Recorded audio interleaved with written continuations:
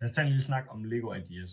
Lego Ideas er altså det her koncept, hvor fans de kan uploade et design, de har selv har bygget. Derefter kan andre fans altså stemme på de her designs.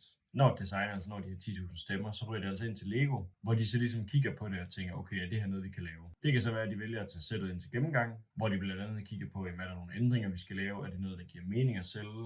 Og tror vi på, at der er nogle kunder, der altså vil købe det her? Nogle af de fedeste sæt, efter min mening, der er inde til review lige nu, altså blandt andet det her Jumanji board game, som altså kan åbnes, hvor man kan se spillepladen indeni, og så er der altså også de her minifigurer med til.